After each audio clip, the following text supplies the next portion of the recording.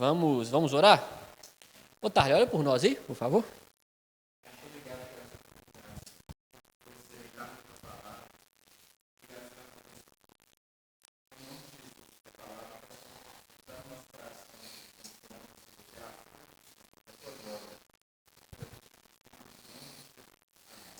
Amém, irmãos. 1 Coríntios, capítulo 9, versículo 15. Para quem veio a primeira vez aí, como o Pedro está vindo aí, seja muito bem-vindo, Pedro. Deus abençoe. Quarta-feira nós estudamos a Bíblia aqui, versículo por versículo. E nós estamos estudando a carta que Paulo escreveu à igreja de Corinto. E a gente chegou no capítulo 9, hoje, no versículo 15. A gente começou semana passada o capítulo 9, né? Falamos do 1 ao 14. E hoje a gente vai a partir do versículo 15. Né? Essa parte da carta é a quarta parte, né, divisão da carta, né, que é o capítulo 8, 9 e 10 dessa carta. E Paulo ele vai tratar sobre comer ou não carne sacrificada a ídolos. Se é pecado ou não, né, um crente comer essa carne sacrificada a ídolos. Por quê? Na cidade de Corinto, dificilmente uma carne lá não seria consagrada a ídolos. Por quê? Porque era uma cidade muito idólatra. E aí, por ser uma cidade muito idólatra, a pessoa que morasse ali provavelmente iria comer uma hora ou outra uma carne sacrificada a ídolos. Por quê? Como que era esse sacrifício, né? O adorador, aquele que adorava falsos deuses, né, ou adorava muitos deuses, levava essa carne para um sacerdote de uma determinada divindade lá, de um falso deus.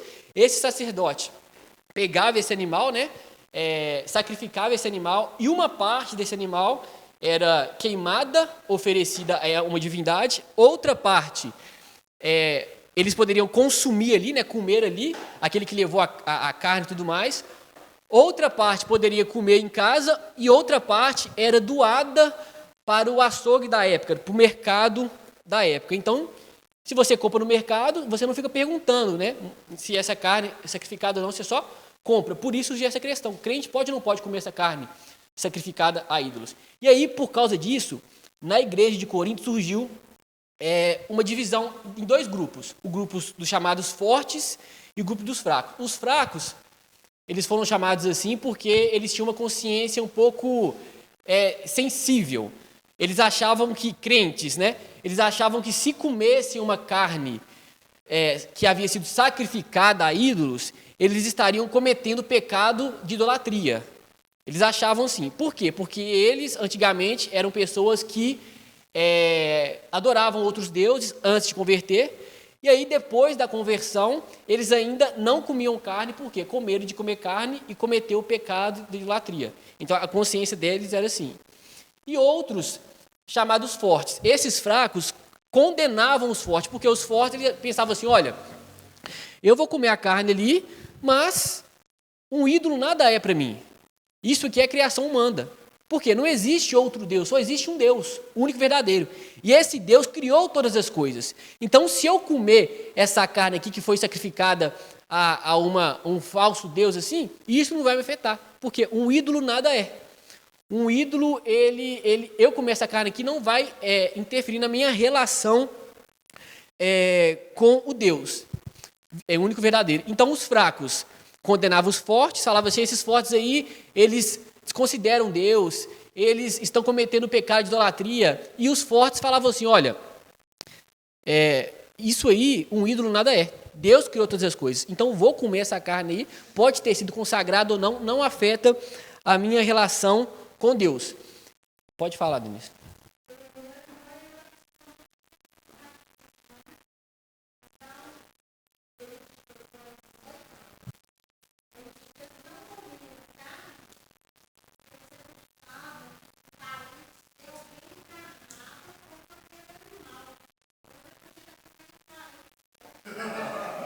Olha aí, exato.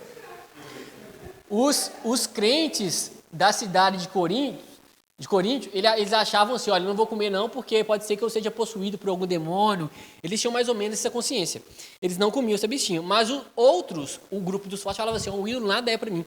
Vou comer essa carne aí, e para mim não vai fazer diferença nenhuma. Aí Paulo, no capítulo 11, e são 3 capítulos que abordam isso. Capítulo 8, 9 e 10. Nós estamos no capítulo 9, a partir do versículo 15 hoje. Capítulo 8, 9 e 10 trata isso. No capítulo 8, nós já vimos isso, que Paulo, para tratar desse assunto, ele coloca 4 princípios. Pelo princípio, ele coloca assim, olha, o conhecimento sem amor ensoberbece, mas o amor edifica. Ele explica como que é isso no capítulo 8. O segundo princípio que ele coloca é que só existe um Deus. Então, só existe um Deus e esse Deus criou todas as coisas e um ídolo nada é. Esse é o segundo princípio. O terceiro princípio é comer carne ou deixar de comer, ou comer determinado alimento ou deixar de comer, não afeta em nada na minha vida, porque um ídolo nada é.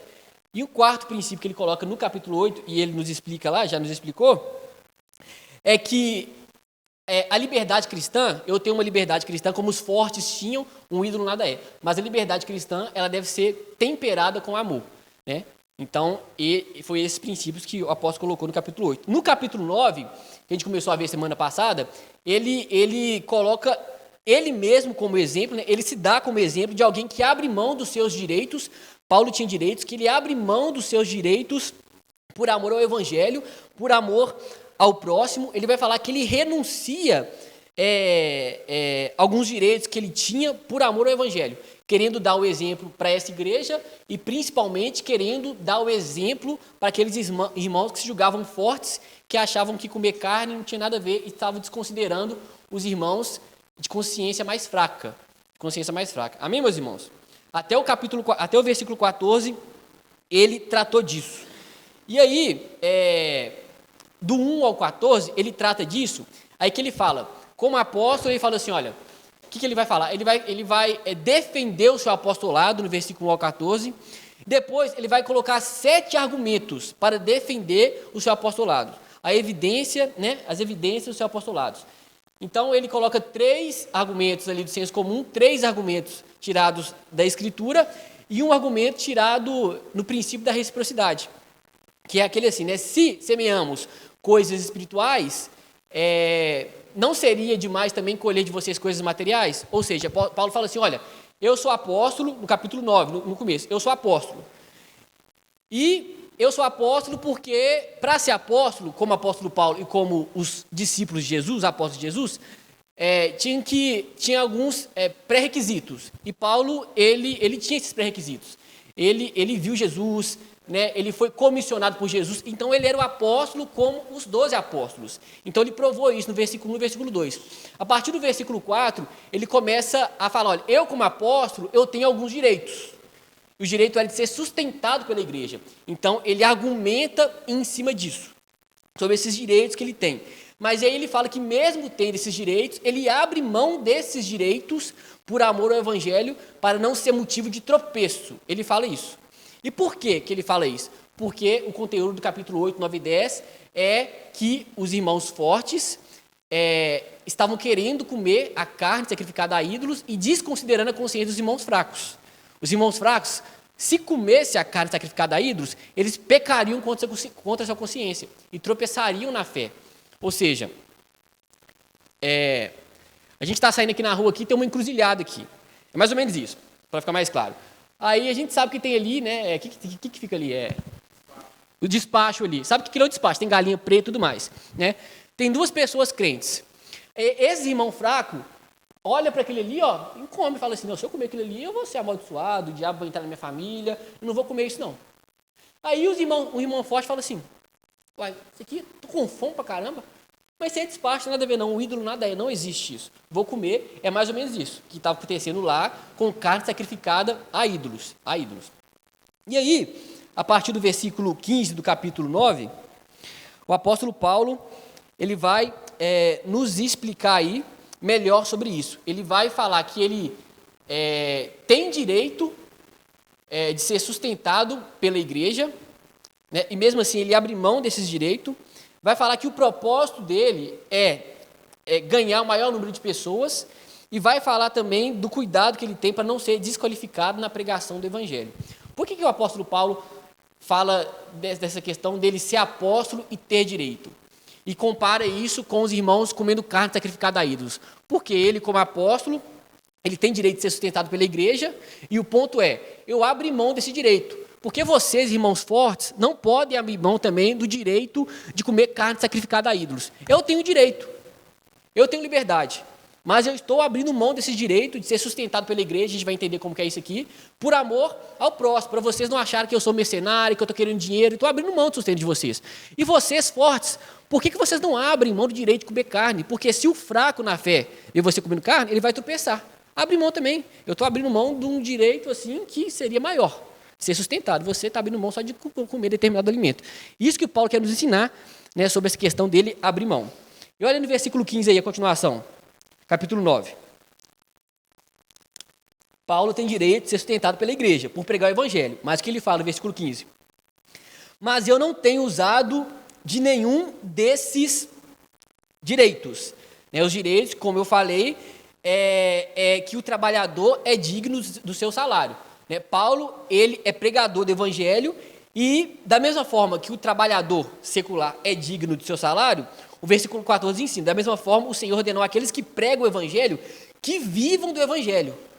Aqueles que pregam do evangelho, que vivam do evangelho. Mas o apóstolo Paulo, no tempo que estava lá, vivendo, pregando, ele não recebeu nada da igreja de Corinto, mesmo sendo seu direito receber. Ele se sustentou através da sua profissão lá que ele tinha, né, que ele era fazedor de tendas também, né? Então ele sustentou fazendo tendas. Ele não recebeu da igreja de Corinto, né? Então, mesmo eu tendo direito, mas eu não tenho usado nenhum desses direitos. E olha aí a ressalva que ele continua falando aí, ó. Não estou escrevendo isso na esperança de que vocês façam isso. Não estou escrevendo isso na esperança que vocês façam isso por mim. Paulo fala que ele não recebeu o direito que ele tinha dos coríntios. Mas ele está falando isso, ele fala, eu não estou falando isso aqui na esperança que vocês façam isso por mim. Outros estavam recebendo, outros líderes estavam recebendo da igreja de Corinto. Paulo dá a entender, por exemplo, como Apolo, outros líderes estavam. Mas Paulo, ele fala que eu não estou escrevendo isso na esperança que vocês façam isso por mim. Ou seja, eu estou falando aqui que eu não recebi de vocês, mas eu não estou falando isso para agora vocês terem consciência e falar assim, olha, agora eu tenho que pagar o apóstolo Paulo, me paguem. Não é isso que Paulo está querendo dizer, não. Tanto que ele diz aí, ó, na continuação do versículo 15, prefiro morrer a permitir que alguém me prive deste meu orgulho, né? Ou me prive dessa glória. O orgulho aqui do apóstolo Paulo que ele fala, não é o orgulho no sentido negativo, não, como ele fala outras vezes, né? O orgulho aqui, ou a glória, em algumas traduções, é de pregar o evangelho aos coríntios sem receber nada e não criando obstáculo. Então, Paulo se gloriava disso. Eu prego, e eu estou pregando aqui, e eu não estou criando obstáculo nenhum. Eu não estou sendo pedra de tropeço para ninguém. Né? Quantas pessoas pregam o evangelho e na sua maneira de pregar é pedra de tropeço para um monte de gente. Paulo ele fala assim, olha, prefiro morrer, né? O morrer aqui, alguns estudiosos entendem que o morrer aqui é morrer de fome porque ele não estava sendo sustentado pelaquela igreja. Né? Prefiro morrer a permitir que alguém me prive desse orgulho, a permitir que alguém me prive, né, disso. Olha, eu estou pregando, eu não estou sendo motivo de tropeço. Eu prefiro morrer do que ser motivo de tropeço para alguém. Eu prefiro morrer do que ser um escândalo para vocês. É como se o apóstolo Paulo tivesse falando isso. E ele tomou essa atitude, porque pregar o evangelho para o apóstolo Paulo era uma obrigação que Deus colocou sobre ele. Versículo 16, olha aí, ó. Contudo, quando prego o evangelho, não posso me orgulhar, pois me é imposta a necessidade, né, de pregar, ou me é imposta a obrigação. Então, por que o apóstolo Paulo não se orgulha de pregar o evangelho? Porque Deus deu essa obrigação a ele, quando o chamou na estrada de Damasco. Então, Paulo não se orgulha, porque Deus é uma obrigação do apóstolo Paulo. A gente vai trabalhar, né, a gente bate o ponto lá e vai trabalhar. A gente não se orgulha disso, não, a gente está só cumprindo uma obrigação. Eu tenho uma responsabilidade. Né? Foi dada a nós uma responsabilidade de chegar lá no horário, bater o ponto, tudo mais. É como se o apóstolo Paulo estivesse falando nisso. Olha, não me posso orgulhar porque me é imposto a necessidade de pregar. Então Deus chamou o apóstolo Paulo, né, no caminho de Damasco e deu, né, essa responsabilidade ao apóstolo Paulo. Lá em Atos capítulo 26, trata para a gente como foi esse encontro, né, com o apóstolo Paulo. E aí, no momento que Jesus, né, encontra com o apóstolo Paulo, ele já comissiona o apóstolo Paulo aos gentios, para pregar o evangelho aos gentios, né? E isso foi uma obrigação, né, que Deus deu ao apóstolo Paulo, de anunciar o evangelho. Seria como se o apóstolo Paulo estivesse falando assim, olha, se eu vivo para pregar o evangelho e recebo sustento por isso, eu não tenho que me orgulhar, porque foi Deus que me deu. Foi Deus que me deu essa responsabilidade. Foi Deus que me deu essa obrigação. Eu não tenho que me orgulhar disso. Tanto que lá, não precisa abrir não, vou ler, lá em Gálatas capítulo 1, no versículo 15, Paulo diz, mas Deus me separou desde o ventre materno e me chamou por sua graça, quando lhe agradou revelar seu Filho em mim, para que eu anunciasse entre os gentios, não consultei pessoa alguma. Então Deus chamou o apóstolo Paulo, né, lá no ventre materno, né, e revelou isso a ele no caminho da estrada de Damasco lá, né? E por que Paulo ia se orgulhar de uma coisa que era uma obrigação, era uma responsabilidade? E aí no versículo 16, por isso que ele diz, ele fala aí, ó, ai de mim se não pregar o evangelho. Por quê? Porque é isso que ele tem que fazer, é isso que ele tem de fazer, porque foi Deus quem chamou, foi Deus que mandou, né? E era uma obrigação que ele aceitou prazerosamente. Deus chama o apóstolo Paulo e ele aceita prazerosamente esse chamado de pregar o evangelho. Isso, privilégio, exatamente. E aí, versículo 17. Por quê? Se prego de livre vontade, tenho recompensa. Contudo, como prego por obrigação, estou simplesmente cumprindo uma incumbência a mim confiada. Aqui o apóstolo Paulo está deixando claro sobre o que era o orgulho dele, que não era por pregar o evangelho, porque isso era uma obrigação. Era uma incumbência a ele confiada, né? Apenas cumprindo a sua responsabilidade. E aí, no verso 18, qual é, pois, a minha recompensa? Apenas esta, que, pregando o evangelho, eu o apresente gratuitamente, não usando assim dos meus direitos ao pregá-lo, né? Se o ministério de Paulo é dele, não por escolha dele, mas primeiramente por designação divina, né? Se foi Deus quem o chamou, então ele prega o evangelho de graça. É mais ou menos isso que ele fala, olha, qual é, pois, a minha recompensa? Apenas essa, que pregando o evangelho eu apresente gratuitamente, não usando assim dos meus direitos ao pregá-lo, né? Ou seja, na verdade aqui, o seu pagamento, né, o pagamento do apóstolo Paulo, nesse contexto aqui, né, do que ele está querendo falar, era não receber pagamento. Se ele recebeu de graça, né, ele está apresentando gratuitamente. E é engraçado que ele fala que era direito dele, mas ele não estava usando do direito dele. E por que ele não estava usando do direito dele? Como eu já falei, ele estava querendo ensinar para aquela igreja o amor ao próximo, né? Que os irmãos estavam desconsiderando os irmãos fracos. Gente, por que vocês vão comer carne? Se abstenha disso. Eu estou deixando de ser sustentado por amor, vocês não podem deixar de comer uma carne por causa dos irmãos que têm uma consciência mais fraca? Mais ou menos isso que o apóstolo Paulo está querendo dizer e querendo ensinar. E aí, o apóstolo Paulo, ele é apóstolo, ele tem autoridade, tem esse direito, né, como ele defendeu, e o versículo 18 ele fala, não usando assim dos direitos ao pregá-lo. Então a gente percebe que o apóstolo Paulo ele tem esse direito de ser sustentado, né? Ele apresenta, então de maneira mais clara, seria como se o apóstolo Paulo dissesse, né? Se eu estou pregando o evangelho aqui por vocês, não é por dinheiro. Se eu estou pregando o evangelho, se eu cheguei aqui, né? Anunciei o evangelho, proclamei Cristo Jesus aqui, não é porque eu sou um mercenário, tanto que eu estou provando isso porque é meu direito receber e não estou recebendo, né? Eu abri mão disso, mesmo sendo o meu direito. E aí até o versículo 18, Aí, do versículo 19 ao versículo 23, Paulo ele vai continuar explicando agora esse princípio que controla todo, né, o seu ministério, falando que o propósito disso tudo, que ele abre mão do seu direito, é ganhar pessoas para Jesus. Que o propósito disso tudo é alcançar o máximo de pessoas possível. Ele faz isso, porque o alvo dele é ganhar pessoas. Versículo 19. Por quê? Né? E esse porquê está fazendo ligação com o versículo 18, né? Que ele fala que abre mão do seu direito. Mas por quê? 19. Embora seja livre de todos, fiz-me escravo de todos para ganhar o maior número de pessoas possível. Olha o objetivo do apóstolo Paulo é esse. Por que ele está fazendo isso tudo? O apóstolo falou aí que ele é livre, embora seja livre de todos, né? O cristão é um homem livre.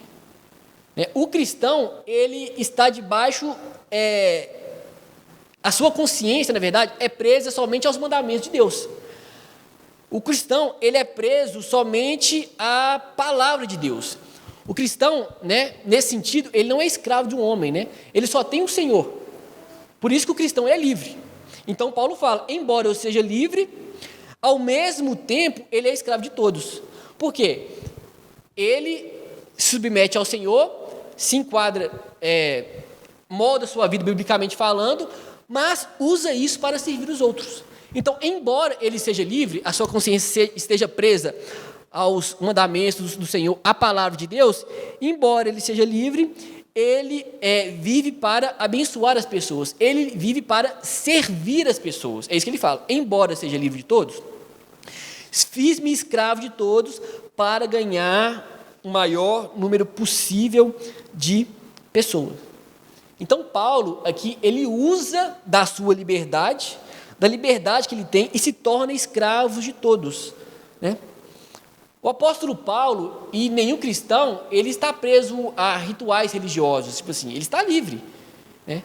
Ele não está preso a mandamentos humanos, né? Ele está preso somente a Deus, conforme se revela na Escritura. Isso que prende a consciência do apóstolo Paulo, né? A palavra de Deus. Mas mesmo assim, né, ao mesmo tempo, ele se torna escravo, porque ele sabe que ele deve servir as pessoas e que o objetivo dele é ganhar o maior número de pessoas possível. Ganhar para Jesus, no caso, né? Não para ele.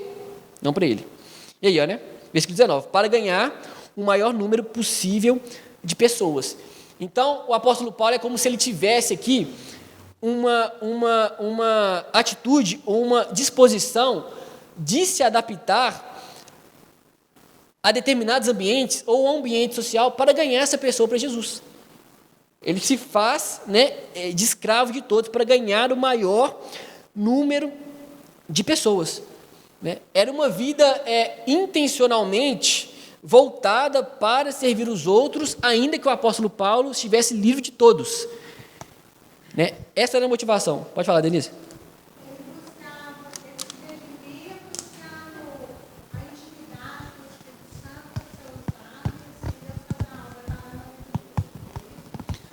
Eu não entendi. Ele se redimia? Não entendi. Se redimia para ter intimidade com o Espírito Santo, buscando assim ser usado para fazer a Deus fazer a vontade dele através da vida. Ele tinha consciência que ele estava aqui para servir as outras pessoas, né? Sim.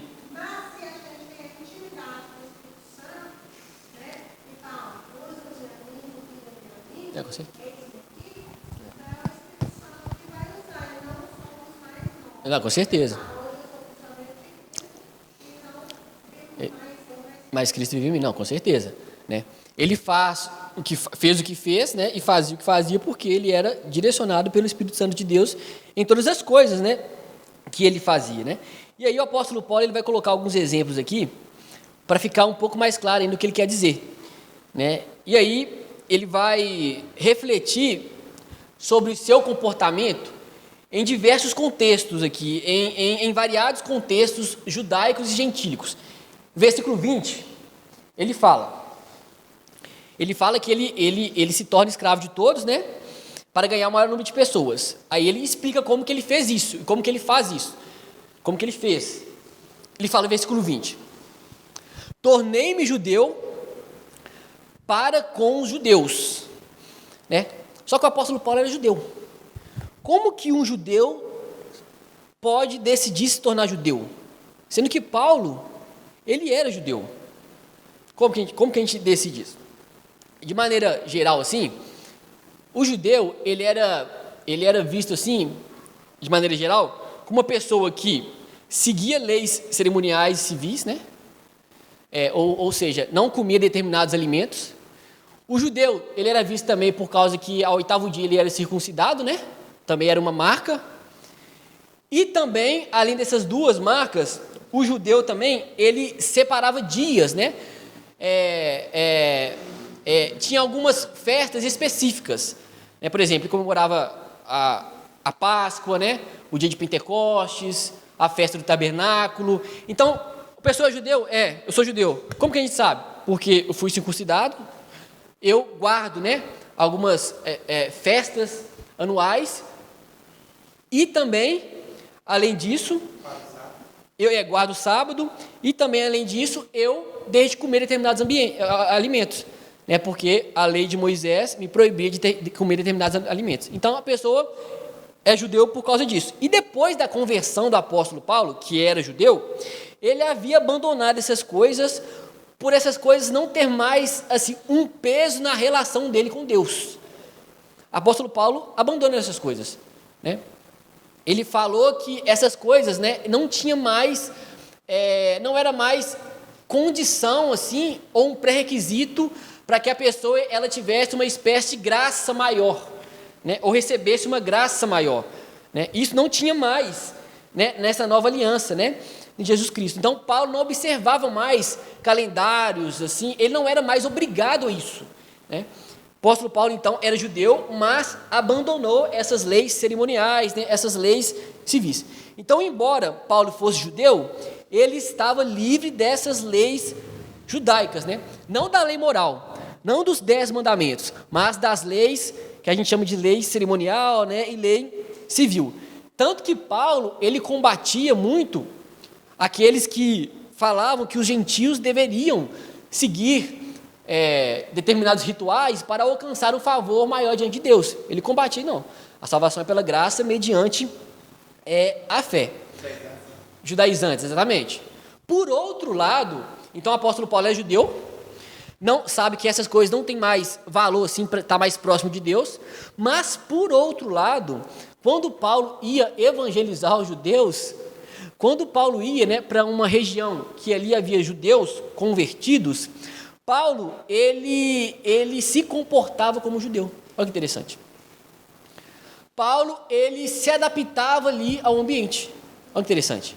Eu acabei de falar que Paulo, ele se fazia escravo de todos para ganhar o maior número de pessoas. E como que o apóstolo Paulo, ele explica? Como que eu fazia isso? Me tornei judeu. Como, Paulo, que você se tornou judeu? Porque, embora eu sei que essas coisas não têm valor, quando eu estava no ambiente dos judeus convertidos, eu praticava ou tinha determinadas atitudes ali. Por exemplo, quando Paulo iria com seu discípulo Timóteo a uma região, que nessa região havia muitos judeus convertidos, ele fala para Timóteo que era meio judeu, né? Fala para Timóteo, vamos circuncidar o Timóteo. Para quando chegar lá, Timóteo não seja um motivo de escândalo. Estão me entendendo?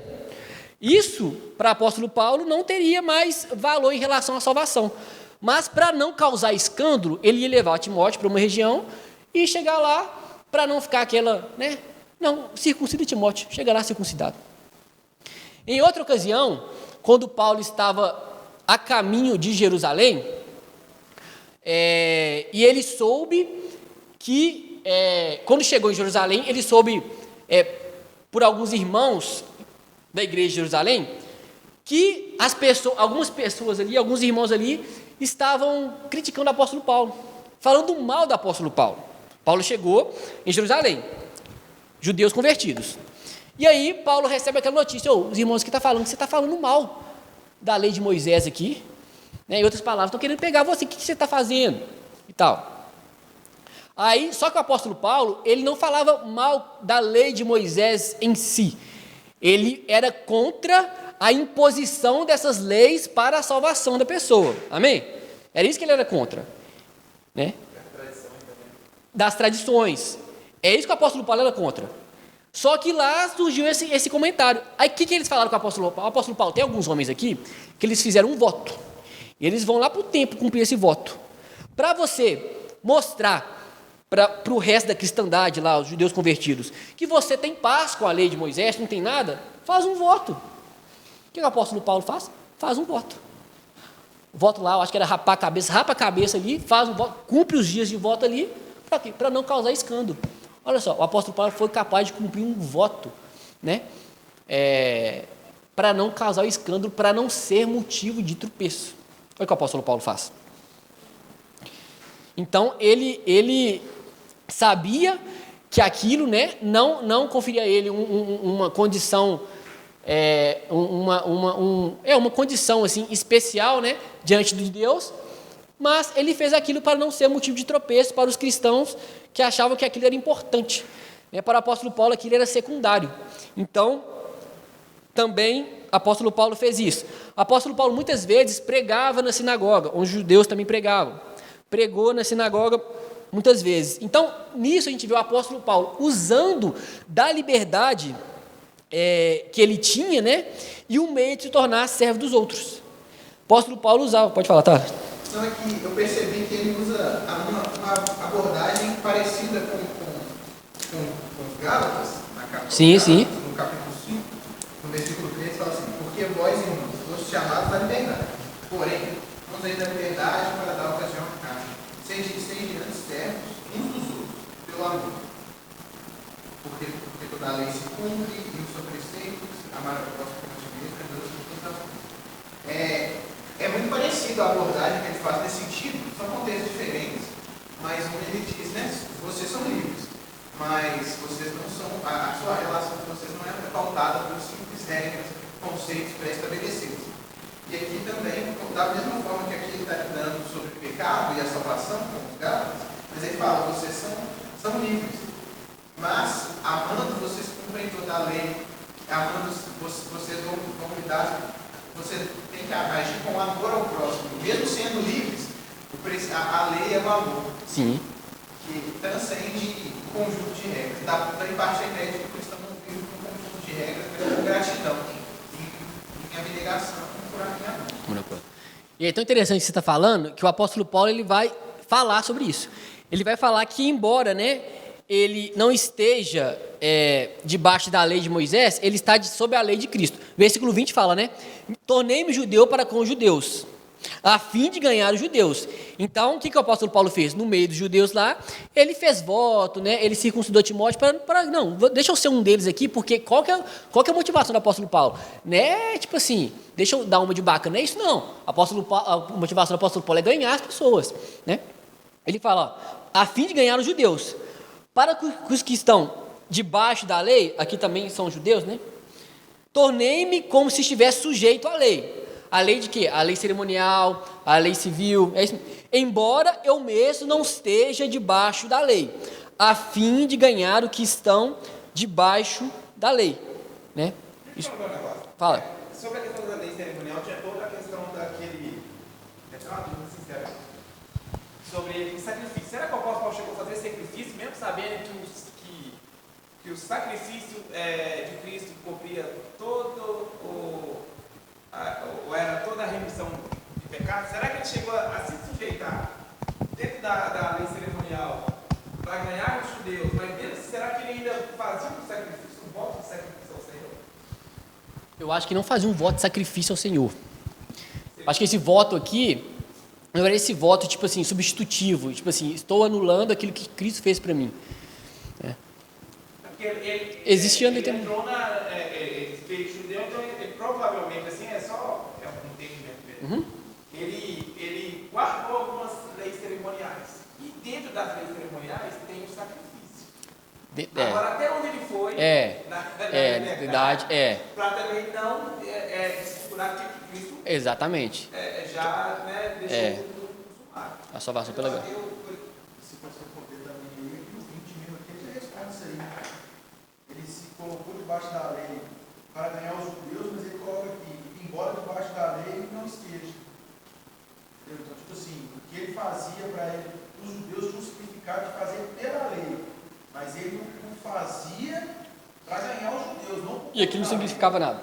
Quando foi instituída a lei do sacrifício, não é que é errado fazer o sacrifício, mas é porque, não que o sacrifício vai te limpar de fato, mas ele é uma representatividade do sacrifício maior de Cristo na cruz. Paulo poderia fazer como uma representatividade. Só que a lei do sacrificial é a sombra daquilo que Isso, é tipologia, isso. é uma tipologia. Mas isso, Paulo, mesmo entendendo isso, era que ele ainda ia se sujeitar a fazer esse sacrifício, já sabendo que o sacrifício maior já foi finalizado? Eu acho que esse grado não é resposta, pelo amor consciência para os outros. Né?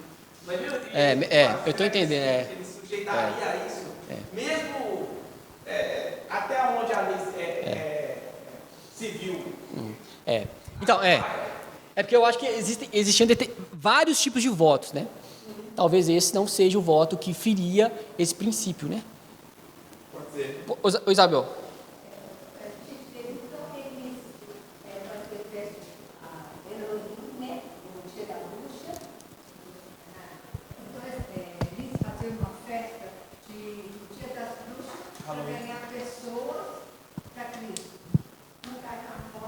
Eu também tenho serviço.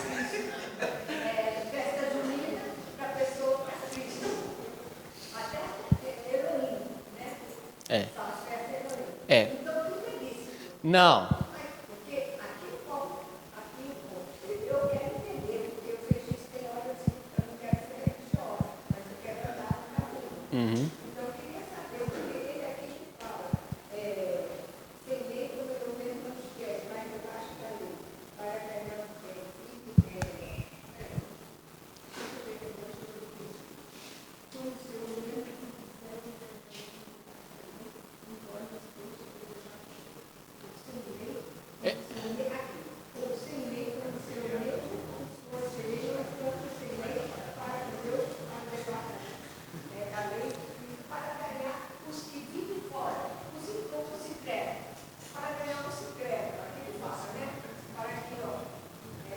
Qual é o versículo? 21.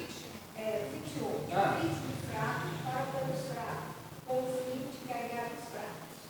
Fiz tudo para com todos, com o fim de, por todos os modos, salvar algum. Então, ele fez tudo para salvar algum. Eu queria saber, eu só não quero ser religiosa, eu não ser religiosa. Sim. Eu acho que tem um limite nisso, né? Tem gente que não faz festa junina, mas faz festa country, né? O Vitor é contra lá. Então tem um limite. Acabou, gente? Tem um limite. Tá, não? Então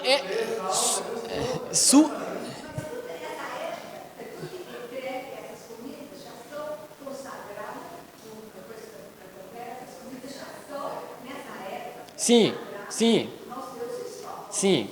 Isso. Então, quer dizer, você vai no supermercado, todo presente de festa. Sim. Quer dizer, tudo já está aí. Sim.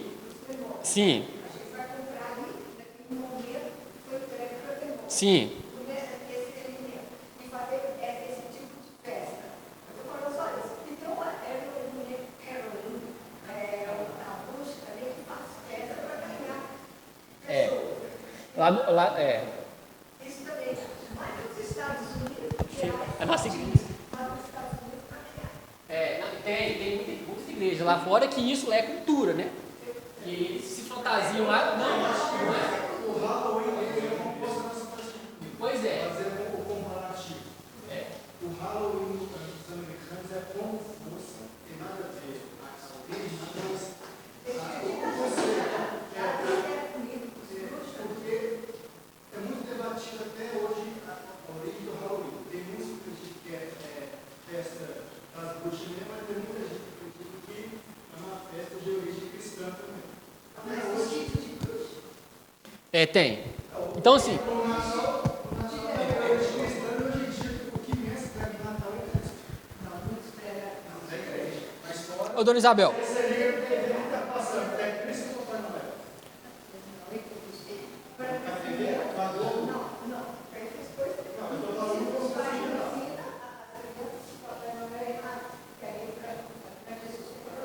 É, sim. Então, tudo me é lícito, mas nem tudo convém. Né? E aí você vai fazer esse julgamento. É claro que o apóstolo Paulo está abrindo para tudo aqui. Né? Tem limites. Tem limites. Sobre a festa, você citou sobre comer, né? Então, esse era o debate aqui. Inclusive no capítulo 10, que a gente vai ver semana que vem, existem 3 perguntas que eles fazem lá sobre carne sacrificada a ídolos. E Paulo, ele é contra uma pessoa comer comida sacrificada a ídolos no templo, né, participando, né, do ritual ali, mas Paulo não é contra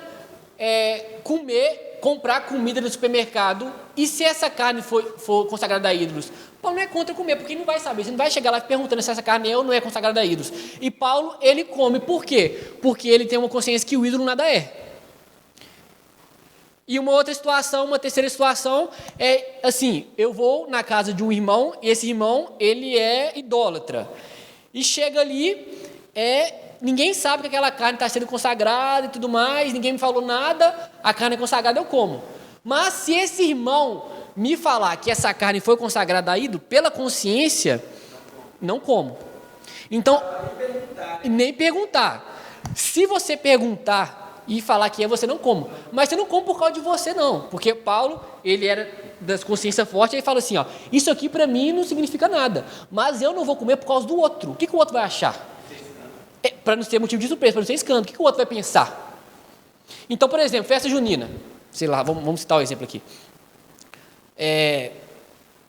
Aí no Brasil é meio assim, né? Tipo assim, acho que tudo bem que, né? São João, né? De maneira geral, é por isso, né? Mas hoje nem se fala muito mais sobre isso. Mas vamos supor que fosse tipo assim, algo escandaloso. Você quer para São João mesmo? Vem cá, faz oração. É como se Paulo estivesse falando assim, olha, eu não vou lá na barraquinha e todo mundo está cultuando São João lá e comprar lá, sendo crente. Eu não sabe que eu sou crente. Eu vou ser. Aí, beleza, eu posso ir lá. Né? Aí passa um irmão lá mais fraco na fé e me vê comendo lá. E fala assim, olha, o Marcelo é maduro na fé, eu vou lá comer. Aí eu vou e como. Aí eu vou falar assim, nossa, pequei. Feri minha consciência. E isso que Paulo estava evitando e falando para os irmãos fortes evitar. Um ídolo nada é, a carne consagrada a ídolo nada é. Mas não faça isso pelo outro. Não faça isso pelo outro. Por amor ao outro. Mas o apóstolo também diz que você não vê dizendo o seguinte, existe o pecador, para com o pecador, para os ganhar que está em pecado. Eu acho que essa questão que você fala também, né? Tudo tem um limite, né? Tem limite. Então, assim... Tanto que ele...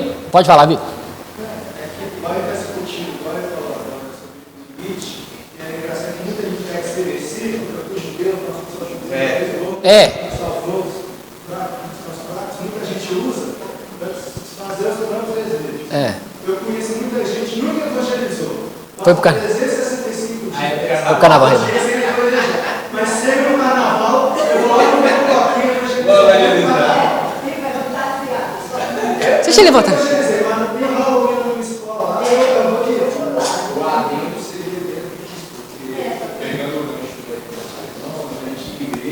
Essa foi a justificativa para validar o bloquinho de carnaval. Entendi. Então, é uma coisa que, dentro do bom senso, que a gente conhece, que a gente precisa analisar, dentro de um conteúdo total, né, da vida cristã, para a gente aplicar, é o tipo de coisa que não caberia. Mas o pessoal utiliza nas igrejas, né, Esse texto. modernas, esse texto. Sim.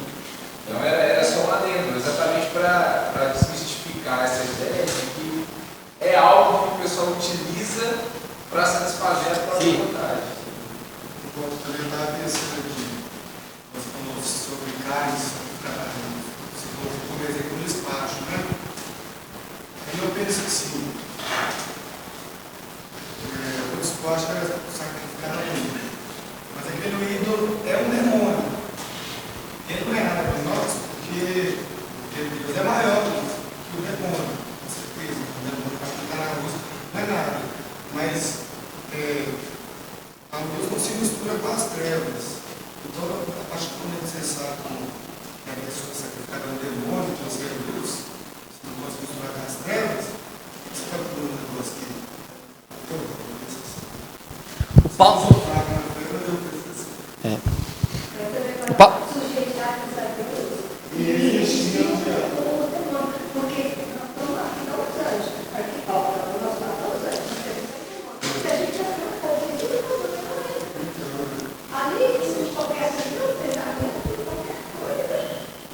É uma coisa muito difícil, né? Ó, vou continuar lá, ó. Esse é o contexto. Aí no versículo 21 ele fala: para os que estão sem lei, tornei-me como sem lei. Sem lei, que é a lei de Moisés. Então, aqueles que são gentios, né, os não-judeus, né, incluindo a maioria da cidade de Corinto aqui, que não estava debaixo da lei dada aos judeus através de Moisés, então ele se tornava sem lei. Ou seja, quando ele estava com os gentios, ele não falava assim: olha, você tem que circuncidar, você tem que ir em determinadas festas, vai na sinagoga. Não, ele não fazia isso. Porque para isso o apóstolo Paulo isso não interferia na relação com Jesus Cristo. 21. Embora não esteja livre da lei de Deus, mas sim sobre a lei de Cristo. Esse aqui foi interessante. Embora não esteja livre da lei de Deus. A lei de Deus aqui é a lei moral de Deus. Mas sim sobre a lei de Cristo. Ou seja, o apóstolo Paulo aqui, ele não estava livre dos mandamentos, da lei moral de Deus. Ele até fala aí, né? Ele estava sob a lei de Cristo, né? Ele estava livre, como eu falei, das leis cerimoniais, da lei civil, mas da lei de Deus, os 10 mandamentos, e sob a lei de Cristo, ele estava sobre ela. Ou seja, o apóstolo Paulo, ele não estava debaixo das leis dadas através de Moisés, né, as leis cerimoniais, mas como um novo homem, ele se sujeitava a Cristo. Como uma nova criatura, né, ele tinha uma nova disposição de querer viver para Jesus. Ele nasceu de novo e agora não é ele mais quem vive, mas Cristo vive nele. Isso tudo muda. Por isso que ele fala aí que ele estava debaixo da lei de Cristo, né? Ou seja, ele estava querendo andar segundo a palavra de Deus.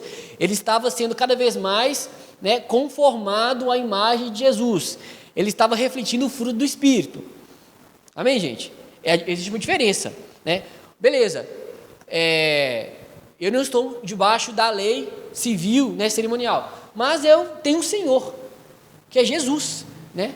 E minha vida é para a honra e glória dele.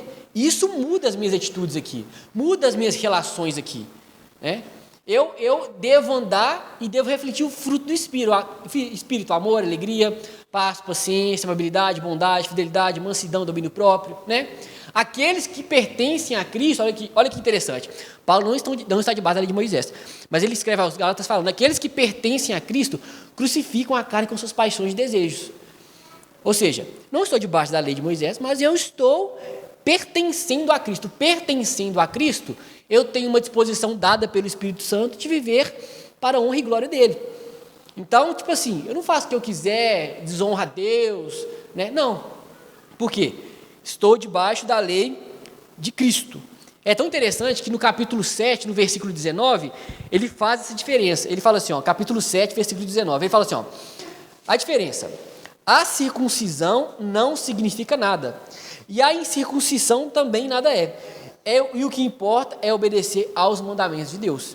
Olha a diferença, né, daquilo que seria, né, tinha um objetivo específico para aquilo que de fato é a palavra de Deus, que vale para nós, os mandamentos de Deus, a lei moral. Continuando aí, versículo 22, ele coloca o exemplo de outro grupo aí, né? Então tem o grupo dos judeus, que eles fazem judeus para com judeus, dos não-judeus, e tem o outro grupo aí, ó. Para com os fracos, tornei-me fraco, para ganhar os fracos, né? Fracos aqui é de maneira geral, né? Pessoas que têm uma consciência fraca, pessoas que têm costumes secundários, né? Como o apóstolo julgava ser, no caso lá, né, do voto, né? Naquela ocasião específica ali, né? A circuncisão, né? Ou até mesmo os fracos de Corinto aqui, que tinham dificuldade de comer carne sacrificada a ídolos, porque achava que era pecado de idolatria. Nesse caso, o que Paulo achava melhor? Então não como nada. Se é para escandalizar, na frente deles eu não vou comer nada. Eu vou me abster de carne para não ser motivo de escândalo. Então, perceba que, embora o apóstolo Paulo ele fosse intransigente em algumas situações, como por exemplo lá no capítulo 5, quando ele disciplina um homem que estava se relacionando com a mulher de seu pai, né, Paulo fala, olha, expulsa esse cara. Em outras palavras, expulsa esse cara. Não, vocês não estão dando a disciplina necessária. Né? Entregue esse homem a Satanás. Então, Paulo foi duro com esse homem, porque a igreja estava negligenciando ali, né, a disciplina. Mas, ao mesmo tempo que Paulo ele é duro em algumas questões, ele demonstra uma preocupação com o poder salvador do Evangelho, fazendo com que ele se torne tudo para com todos em assuntos não fundamentais. Não fundamentais. Então, existe aquilo que é fundamental para a nossa fé, aquilo que é central para a nossa fé, que a gente não negocia, mas tem coisas que não interferem, né, na nossa fé. Né? Pré ou pós? A igreja vai passar para a grande tribulação ou não vai passar? Contextualizando. Né? Suicídio. Então, assim, várias coisas que são secundárias, que não afetam diretamente, né? Jesus como Senhor e Salvador, tem que crer, Jesus voltará para nos buscar, né? Tem coisas que são secundárias que a gente, nessa igreja aqui, tem vários, né, pensamentos diferentes. Na igreja de Baixada da Lagoa nem se fala, né? Pessoas que pensam diferente umas das outras, mas que não afeta a centralidade do Evangelho. É isso que o apóstolo Paulo está querendo falar, que é secundário, né? Aí, versículo 22, tornei-me tudo para com todos, para que de alguma forma salvar alguns, né, daquelas coisas que não comprometem o Evangelho, ele se torna tudo para com todos. Aquelas coisas que não comprometem o Evangelho. Né? A gente poderia aplicar isso de diversas formas também. 23, faço tudo isso por causa do Evangelho, para ser coparticipante dele. Participante dele. Participar aqui significa participar da redenção que o Evangelho traz, mas também dos benefícios, né, que o Evangelho traz. Né? Como se Paulo se colocasse do lado dessas pessoas, né, que ele está discipulando ali, e falando que ele queria participar das bênçãos do Evangelho junto com essas pessoas. Né? E aí a gente percebe como que Paulo aqui, ele é guiado, né, pelo seu propósito. Né? Paulo ele não é movido financeiramente. Paulo aqui ele não está buscando a sua própria glória. Paulo aqui ele não está querendo nenhum espaço, né? Ele só está querendo ganhar o maior número de pessoas para Jesus, né? Por isso que ele faz de tudo para com todos. Essa era a paixão do apóstolo Paulo. E aí, para finalizar, dos versos 24 ao 27, Paulo fala do seu cuidado em não ser desqualificado como pregador. Né? Ele vai usar aqui alguns exemplos de alguns jogos típicos daquela época, né? Que tinha corrida, né? Tinha vários jogos que eram típicos daquela igreja, né? Luta, né? Arremesso de peso, e ele vai usar como exemplo, né? Para nos explicar. Aí, versículo 24, vocês não sabem que dentre todos que correm no estádio, apenas um ganha o prêmio? Corram de tal modo que alcancem o prêmio. Como se Paulo estivesse falando aqui que a nossa caminhada cristã é como se a gente estivesse numa corrida, né? E que a gente quer alcançar o alvo, né? O alvo ali é a eternidade, é estar com Cristo, né? O alvo é esse, né? E a gente deve viver com esse objetivo, né? Os corredores de uma competição, eles estão correndo, mas pensando no prêmio final. Esse é o objetivo. Ele inicia ali querendo, né, o prêmio final. Sendo a vida cristã uma corrida, o nosso objetivo também deve ser a eternidade. A gente vive aqui pensando na eternidade. A gente vive aqui com as cabeças nas coisas que são do alto. Né? Nós fazemos todas as coisas aqui com essa motivação, né? Em busca desse prêmio. Né? O prêmio aqui seria essa eternidade com o Senhor. Aí, versículo 25. Todos que competem nos jogos se submetem a um treinamento rigoroso. Né? Aqueles que entram em uma competição, eles antes submetem a um treinamento rigoroso. Né? Ganhar exige treinamento, né? Ganhar exige disciplina, ganhar exige autocontrole, esforço, exige tudo isso. Né?